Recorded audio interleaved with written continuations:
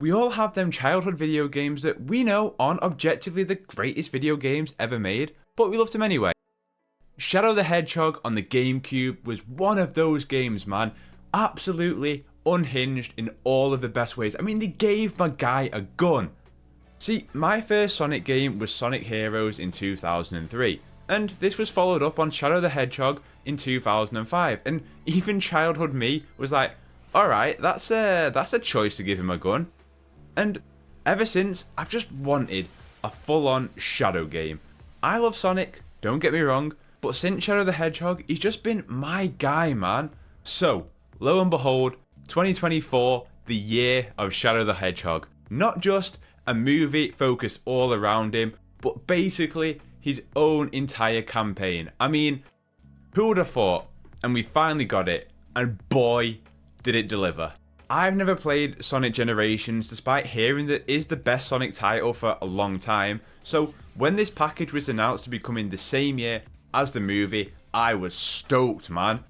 I know people hold a lot of fanfare for Sonic Mania, but I've always been a 3D Sonic guy. But even here, in Sonic Generations, I love everything. 2D, 3D, the full shebang. We'll start with the Sonic aspect of this game because that's still half of the package here, and yeah, what a great idea this was to include the best of both worlds, because that's what this really functions as, a best of package. It's like a cheat code. And I'll be honest, a lot of the gameplay that you'll see recorded here, particularly in the early Sonic areas of the video game, will be flat out bad because it's been a while, but I gotta say, towards the end of Sonic and in Shadow, I was feeling myself, man. I was in the zone. And let me tell you, when the gameplay of a Sonic game, especially 3D, clicks, there's not many better feeling things out there because of the flow and the rhythm of him. Chaining together rails, jump pads, speeding through enemies, dash, perfectly timed a catapult, it's just really sensational. And when that's accompanied by the soundtrack that is present here, it's just such pure joy. It provides such a feel-good kind of vibe to it, you know? And the Sonic part of the package, it really holds up, to be fair. It looks great, performs great, and yeah, I like the kind of worlds between worlds stuff that they have going on with the story and the stages here. Having 2 acts of each stage and how different they'd kind of play out, yet still be very similar in what's happening, especially when you get an absolute banger of a soundtrack. You'd just be itching to play through it again. As someone who is casual with Sonic games, and not very good like I said, these levels all felt manageable in terms of getting S ranks or the several collectibles within them, and even though it's just artwork or music, it really helps you reminisce and they feel worthwhile to aim to try and get them, you know? Something that I've never particularly enjoyed in any Sonic games really are the boss fights, but I gotta say, the boss fights in Sonic Generations, they're an actual pleasure to play. Inventive mechanics that are distinct from what you're doing to the moment to moment of other levels, but they also fit the vibe and the tone of what each boss fight is bringing. And I love that you can take down a boss faster if you're nailing every aspect of what that fight is. So maybe it's the speed rings, maybe it's deflecting shots, whatever it may be, I love that it rewards you for it. Another part of this package that I really love is the rival battles. I mean, come on, man. Squaring off against Shadow, Silver, Metal Sonic. I mean, it really is like the ultimate Sonic package just in Sonic Generations alone. Like I said, going back to Sonic Heroes, my first Sonic game, this almost feels like a spiritual successor. Not a sequel in any kind of way because yes, it is just Sonic here, but the entire squad is present, you know? And it just really fits in as this celebration of the Sonic universe. Getting the Meteors to take down Shadow, flashing the spotlight on Silver, it's just quirky mechanics that really offer a change of pace, but also they test you in very different ways than just what a normal Sonic level would. And that brings me to the challenge system. So when you get to the end of basically every act, before you can go and fight the boss, you have to obtain these challenge keys to unlock the boss room. And to do so, you go through these acts which are like reinterpretations of the levels that you've been doing, but they'll have some kind of quirky mechanic to them. And when I first found this out, I was like, ah, man, like, do we have to be doing this right now? Like, you're stalling it. But by the end, I actually found them quite a joy to behold. I'd even go so far to say that these are some of the best content in the game. Sure, it's the same levels, but the way they're modified, so you're now aware that you've only got one ring, or you're against the clock, or you've got to defeat a certain amount of enemies, they did a great job of repackaging content, but making it meaningful. And I thought they were done even better in Shadow Generations, but I'll touch on that very shortly. I will say though, no matter the quality of a Sonic game, every time Sonic goes into Super Sonic, it is the most hype shit ever, man. I mean, the moment at the end of this game, it is just so much hype. All the supporting characters chiming in, the dual Sonics both going Super Sonic together.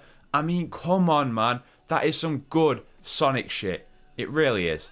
But on to the main event, Shadow the Hedgehog.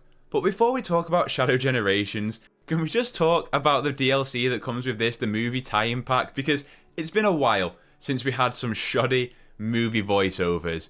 But behold, Keanu Reeves is Shadow the Hedgehog. Let me just play it.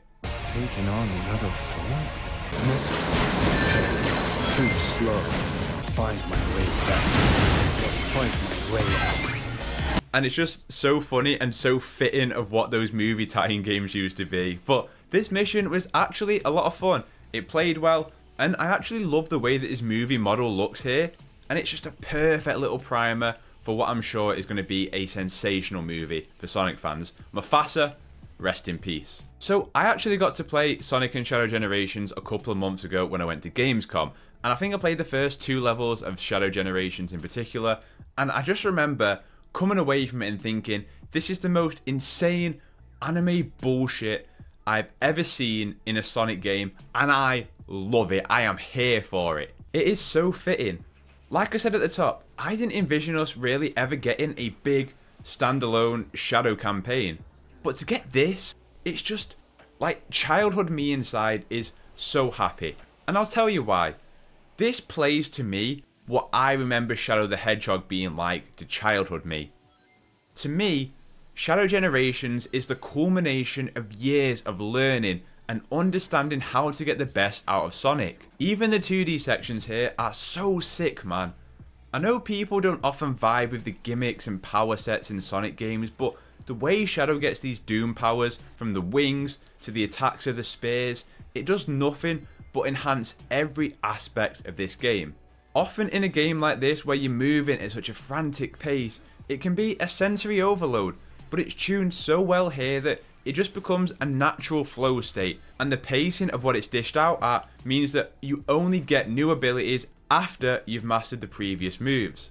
Like, I think Shadow Generations in particular starts off as good 3D Sonic, but by the end of it is some of the best 3D Sonic levels we have ever encountered. I'm not sure how the teams are divided between the Sonic projects, but it feels like all the learnings of Sonic Frontiers were taken and applied here in terms of the pacing of the levels, dishing out of the mechanics, right down to the semi-open world you can go and explore and get the collectibles from and complete the stages. And the collectibles across both games I actually enjoyed. Like, some of it spoke to me, from Sonic Adventure 2 to Heroes to Shadow, like I said, but for big, long-time fans that have played every single entry, there's a lot to take and reminisce on here.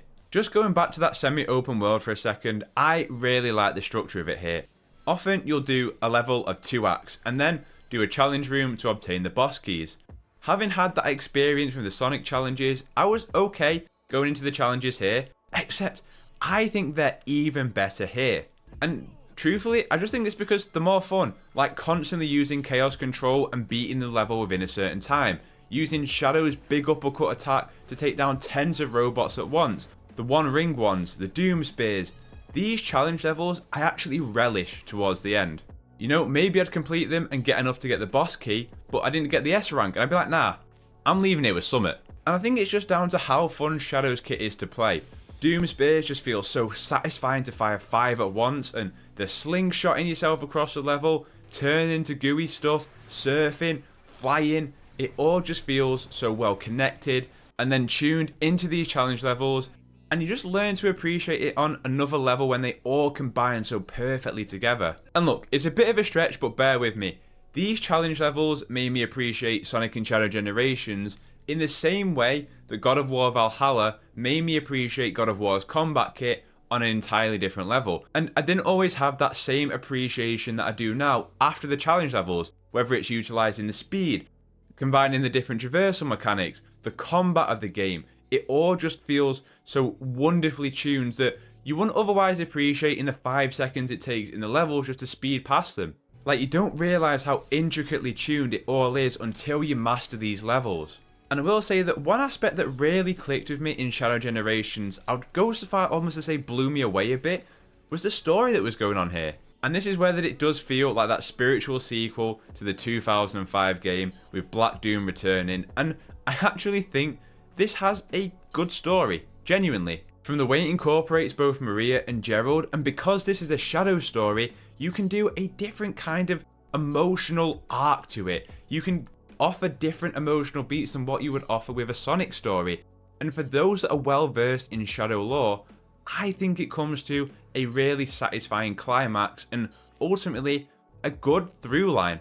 Shadow is this lonely figure who has obviously gone through some big traumatizing events when you drill down into them, and I thought the way they dived into his character here was actually really well done, to the point where I think even non-fans of Sonic would be interested in what's happened in the prior history of the character. And I mean, from the opening level, you are seated for absolute cinema, peak fiction, the most insane anime shenanigans that we've seen in the Sonic and Shadow franchise. And look, we've seen it over the years with Sonic Unleashed and the Black Knight and most recently in Frontiers. And I hope that going forward, it kind of continues down this route of just going bombastic with its set pieces and its characters and its moments. It's like I said before, when Sonic goes supersonic, it's just the most hype shit. The Shadow moments here, when he powers up to defeat a boss and goes into slow motion with chaos control or whatever else it might be, they're just so hype. And it feels reductive just to say, oh, it's hype and whatever. But it's true. It's just a really good time. And the way that it all culminates in those final levels where you chain together every power that Shadow has, from the dash to the uppercut to the wings to the swinging, it just sings. And then into the final boss fight where you take every mechanic you've learned, and yeah, just a really satisfying conclusion. You know, sometimes people take it in the wrong way when you label a film or a TV show like a popcorn film, but this is a popcorn video game. And I mean that in the most complimentary way possible. At the end of the day, people smarter than me can analyse how all the moves chain together so well, how it gets you into this rhythmic state, and that there is depth in the design of the levels that has to be so specifically tuned and mapped that you don't even think about because you speed through it within 5 seconds. But it's there. And even incorporating the open world and the challenge levels, there's no fluff here. I ran through both campaigns in a total time of about 8 hours, and not a single moment felt wasted. And there's still so much to go and collect and do if I want to do that, and I'm definitely going to do some because I'm just having a great time playing. And that's kind of how I want to wrap up talking about Sonic and Shadow Generations, because sure, it's easy to look at this as a surefire bet. It's a greatest hits collection for half of it, and therefore you'd hope it hits, but I look at this as the staple now of what this franchise should be going forward. To me, as a casual fan, there's not a greater package in Sonic that showcases the music, the moments, the flow, the gameplay, the characters, better than what Sonic X Shadow Generations does. And as the big Shadow guy, if this was to be the future of Shadow, I would love this. If Shadow doesn't have the big enough appeal to carry his own game for Sega to sell, I would take this kind of short campaign all day long going forward. I love it most because it allows the experimentation and to get a little bit weird, to get a bit more fantastical with the abilities, a bit crazier with the plot, and tell a different kind of story than what the more radical optimism of a Sonic story would.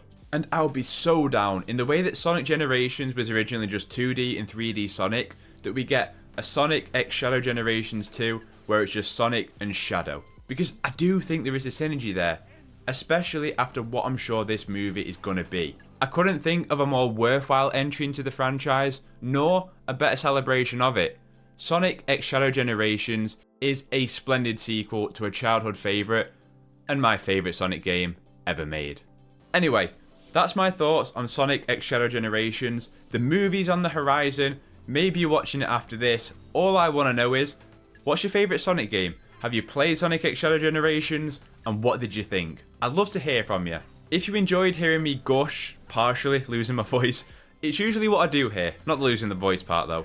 I talk about what I love most about video games, so if you like that, consider dropping a like and subscribing for more of that kind of content. I try and be optimistic over here on this channel, regardless of the video game. Anyway, all my socials will be linked in the description down below, so if you have anything else for me, you can find me down there.